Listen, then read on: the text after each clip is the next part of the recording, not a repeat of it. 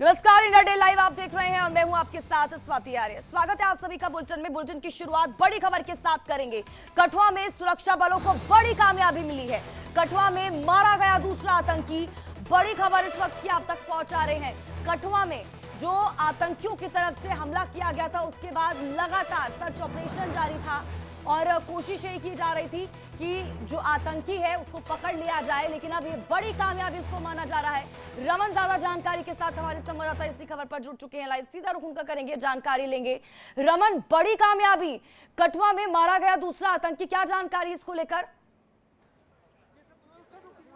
जी हाँ, देखिए लगभग 16 से 17 घंटे तक ये ऑपरेशन चला है और इस ऑपरेशन में अब 2 आतंकवादियों के मारे जाने की खबर मिली है। पहला आतंकवादी कल शाम को ही मार गिराया गया था, लेकिन दूसरा आतंकवादी ठीक सामने, अगर मैं आपको दिखाऊं तो ये जो आप ब्रिज देख पा रहे हैं, इस ब्रिज के उस पार जो जंगल है उसी में आतंकी छिपा हुआ था और लगातार वहां से जो है उसकी तलाशी में सर्च ऑपरेशन जो है वो लगातार चलाया जा रहा था। लेकिन फिलहाल जो जानकारी मिली है कि ड्रोन के जरिए सबसे पहले उस आतंकवादी को स्पॉट किया गया और स्पॉट करने के बाद उस आतंकवादी को पूरी तरीके से हिट किया गया है बुलेट के द्वारा और अब वो आतंकवादी जो है वो ढेर कर दिया गया है। अभी उसके शव को बरामद कर लिया गया है, लेकिन उसके आसपास में जो साजो सामान है वहां पर तलाशी अभियान चलाया जा रहा है और साथ ही में उस इलाके में भी सर्च ऑपरेशन अभी चल रहा है, जिस इलाके में ये माना जा रहा था कि 2 से 3 आतंकवादी हो सकते हैं, क्योंकि इनिशियल पहले जानकारी जो जिन लोगों ने देखा था इस हमले के पहले उन आतंकवादियों को तो 2 आतंकवादियों की जानकारी मिली थी, लेकिन सूचना इस बात की थी कि 2 से 3 आतंकवादी हो सकते हैं, क्योंकि एक हमेशा से मोडस ऑपरेंडी रही है कि जब भी ये लोग घुसपैठ करके आते हैं तो 2 से 3 की संख्या में ही लगभग घुसपैठ करते हैं। इस तरीके के हमेशा से इतिहास में अगर भी ट्रैक देखा जाए तो ये मालूम पड़ता है, तो इसीलिए देखा जा रहा है कि कहीं कोई तीसरा आतंकवादी तो नहीं है, उस चीज को भी सुनिश्चित किया जा रहा है और उसके बाद ये ऑपरेशन जो है पूरी तरीके से कॉल ऑफ माना जाएगा। ये एक बड़ी कामयाबी है, क्योंकि जिस तरीके से पिछले 48 घंटे के अंदर 3 बड़े हमले जो हैं वो जम्मू कश्मीर के अंदर हुए हैं। पहला रियासी में 9 तारीख को हुआ, उसके बाद कल शाम को, मंगलवार की शाम को जो है कठुआ में, और फिर डोडा के जो शतरगला इलाका पड़ता है वहां पर लगातार आतंकी हमले हो रहे हैं और इन हमलों से कहीं ना कहीं एक डर और खौफ का माहौल पैदा करने की कोशिश जो है वो आतंकवादी संगठन पाकिस्तान के कहने पर कर रहे हैं, क्योंकि अभी हाल ही में यहां पर अमरनाथ जी की यात्रा शुरू होने वाली है। उसी के बीच में हो सकता है कि जम्मू कश्मीर विधानसभा चुनाव की जो तैयारियां कर ली गई हैं, तो इन सब चीजों को डिरेल करने के लिए कोशिश है पाकिस्तान की तरफ से, आखिरी कोशिश उनकी तरफ से की जा रही है, क्योंकि धारा 370 खत्म होने के बाद यहां पर जिस तरीके से कश्मीर घाटी में शांति हुई है, उसे कहीं ना कहीं वो अब जम्मू प्रांत के अंदर आतंकवाद को बढ़ाकर उसकी भरपाई कहीं ना कहीं करना चाहते हैं। इसीलिए जम्मू प्रांत में पिछले 1-1.5 साल में देखा गया है कि आतंकवादी गतिविधियों में बढ़ोतरी हुई है, फिर वो चाहे नॉर्थ ऑफ पीरपंचाल यानी कि राजौरी और पुंछ का इलाका हो, चाहे वो रियासी का इलाका हो, या फिर अब ये कठुआ और डुड्डू बसंतगढ़ और उधमपुर का इलाका हो, तो इन सभी इलाकों में कहीं ना कहीं ऑपरेशन कर आतंकवादियों को ढेर करने की कोशिश की गई है और यहाँ पर आतंकवादी हमला करने की भी कोशिश कर चुके हैं। इस समय भी रियासी के अंदर करीबन 11 से 12 छोटे छोटे ग्रुप सिक्योरिटी फोर्सेस के बनाए गए हैं, जिनको अलग अलग इलाके में उस जो जहां पर यह हमला हुआ था तीर्थ यात्रियों पर। ठीक है रमन, लौटते हैं आपके पास। इस बीच एक और बड़ी खबर इसी से जुड़ी अपने दर्शकों तक पहुंचा दे। डोडा में जो आतंकी हमला हुआ उसी से जुड़ी ये बड़ी जानकारी आप तक पहुंचा रहे हैं। कश्मीर टाइगर्स में लश्कर और जैश के आतंकी शामिल हैं। कश्मीर टाइगर्स ने ली आतंकी हमले की जिम्मेदारी, तो ये बड़ी खबर इस वक्त की आप तक पहुंचा रहे हैं। डोडा में जो आतंकी हमला हुआ उसी से जुड़ा ये बड़ा अपडेट आप तक पहुंचा रहे हैं। कश्मीर टाइगर्स में लश्कर और जैश के आतंकी शामिल हैं। कश्मीर टाइगर्स ने, आपको बता दें, इस आतंकी हमले की जिम्मेदारी ली है, तो बड़ी खबर आप तक पहुंचा रहे हैं। रमन लगातार हमारे साथ बने हुए हैं ग्राउंड जीरो से। रमन, बड़ी जानकारी सामने निकल कर आ रही है। जो डोडा में आतंकी हमला हुआ कि जो कश्मीर टाइगर्स है जिसकी तरफ से इस हमले की जिम्मेदारी ली गई, उसमें लश्कर और जैश के आतंकी शामिल हैं।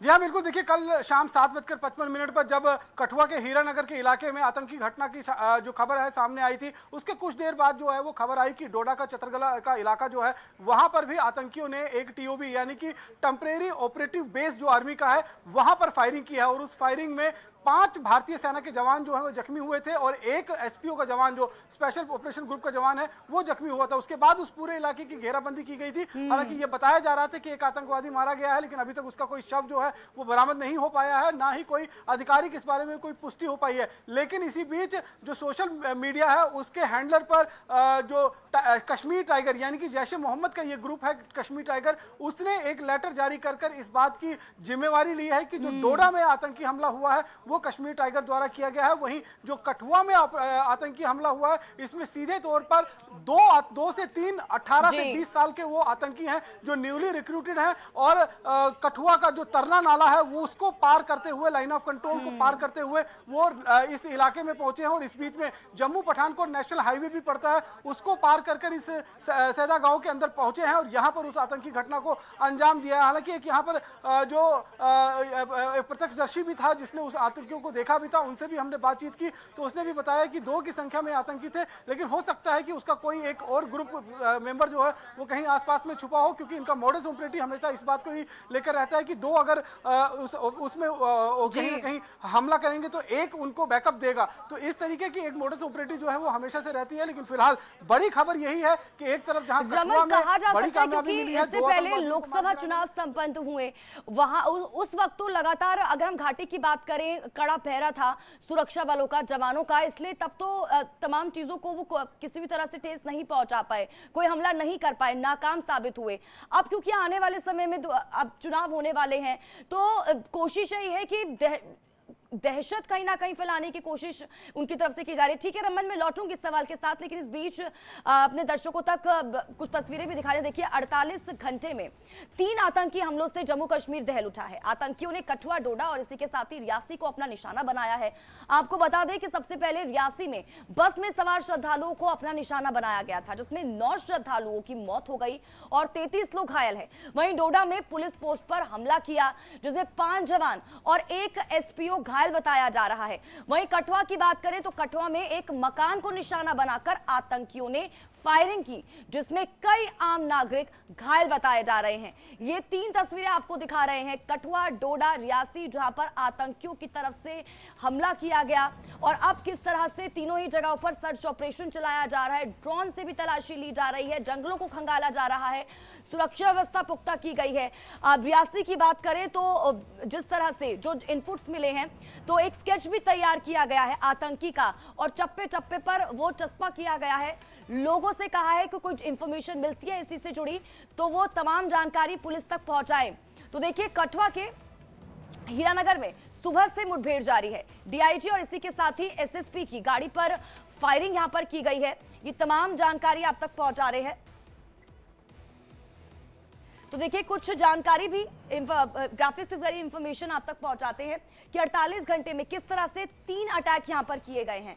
9 जून को पहला अटैक किया गया था रियासी में, जब यात्रियों से भरी बस पर अटैक किया गया था, ताबड़तोड़ फायरिंग की गई थी, 9 लोगों की मौत हो जाती है, 33 लोग घायल हो गए। उसके बाद देखिए 11 जून को कठुआ में अटैक किया गया, आतंकी हमला किया गया। उसके बाद 11 ही जून को डोडा में भी आतंकी हमला किया गया। अब लगातार इन तीनों ही जगहों पर सर्च ऑपरेशन किया जा रहा है। इससे पहले जानकारी भी दे रहे थे, एक जो आतंकी था उस वक्त तो तभी मारा गया था वो मुठभेड़ में, तो वहीं अभी कुछ देर पहले ही जो इंफॉर्मेशन जो सामने निकल कर आई है, एक और आतंकी को ढेर कर दिया गया है। लेकिन ग्राफिक्स के जरिए जानकारी पहुंचा रहे हैं। देखिए 9 जून को यात्री बस पर हमला किया गया था। उसके बाद 11 जून को जब 2 आतंकी हमले किए गए थे डोडा और कठुआ में, देखिए आतंकियों ने यहां पर फायरिंग की थी, जहां पर एक मकान के ऊपर लगातार एक के बाद एक फायरिंग की थी। और 11 जून को देखिए उसी दिन ही बेस कैंप पर फायरिंग की गई थी। ये 2 बड़े आतंकी हमले जो 11 जून को किए गए थे। उससे पहले रियासी में जो आतंकी हमला किया गया था, तो ये लगातार आपको इंफॉर्मेशन बता रहे हैं। इसके अलावा देखिए अगर हम 9 जून को जो आतंकी हमला हुआ था रियासी में, उसमें हमले में 9 लोगों की मौत हो गई थी, 9 लोगों की मौत और 33 लोग जो थे वो घायल हो गए थे, जिनका इलाज अभी भी अस्पताल में जारी है। उसके अलावा देखिए जो कठुआ में आतंकी हमला हुआ उसमें एक आतंकी को ढेर कर दिया गया है। और इसके अलावा अगर हम डोडा की बात करें तो देखिए यहाँ पर 5 जवान और 1 एसपीओ घायल हो चुके हैं, जिनका इलाज अस्पताल में अभी भी जारी है। तो ये 3 बड़े आतंकी हमले, अब लगातार जवानों की ये कोशिश है, सुरक्षा बलों की कोशिश है कि घाटी में एक बार फिर से सुरक्षा व्यवस्था बहाल हो।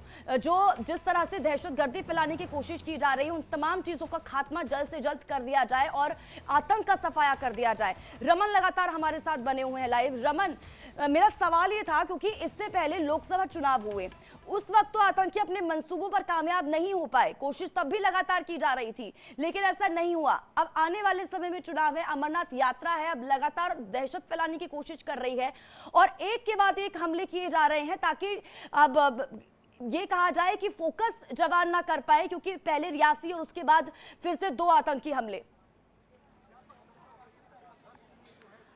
जी हाँ पलक, बिल्कुल देखिए जिस तरीके से ये लोकसभा का चुनाव था उसमें भी लगातार कोशिश जो है वो कहीं ना कहीं आतंकियों की तरफ से होती रही कि कहीं ना कहीं किसी न किसी पोलिंग में किसी न किसी फेज में किसी तरीके से कोई गड़बड़ी पहुंचाकर नुकसान पहुंचाने की कोशिश की जाए, लेकिन उस समय चाक चौबंद सुरक्षा व्यवस्था की थी, तो पोलिंग के दिन या फिर काउंटिंग के दिन कोई भी उनका बस नहीं चला किसी भी तरीके का आतंकी हमला करने का। अब लोकसभा का चुनाव खत्म हो चुका है और जम्मू कश्मीर में अब दो बड़े इवेंट हैं। 29 जून से यानी कि इसी महीने के 29 तारीख से 2 महीने के लिए बाबा अमरनाथ जी की एनुअल यात्रा जो है वो शुरू हो रही है, और उसके साथ साथ में इसी अगस्त के आसपास में हो सकता है कि नोटिफिकेशन जम्मू कश्मीर विधानसभा चुनाव का जारी कर दिया जाए। तो ये दो बड़े जो हैं इवेंट इस समय जम्मू कश्मीर के अंदर हैं, जिसको लेकर सुरक्षा के खास इंतजाम करने बेहद ज़्यादा जरूरी हो जाते हैं, क्योंकि जब 48 घंटे के अंदर 3 आतंकी हमले जम्मू प्रांत के अंदर हो रहे हैं तो जम्मू प्रांत में एक बार फिर डर और दहशत पैदा करने की कोशिश की जा रही है। जिस तरीके से 90 के दशक में आए दिन बसों में ब्लास्ट हुआ करते थे,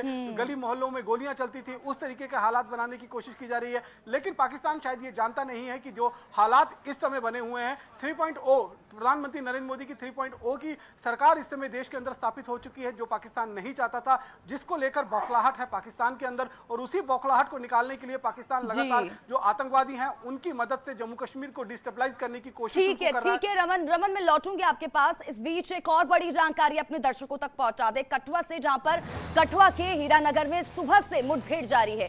डीआईजी और इसी के साथ ही एसएसपी की गाड़ी पर फायरिंग की गई। हमले में बाल दोनों ही अफसर बच गए। तो ये बड़ी खबर आप तक पहुंचा रहे हैं कठुआ से, जहां पर कठुआ के हीरानगर में सुबह से लगातार मुठभेड़ जारी है।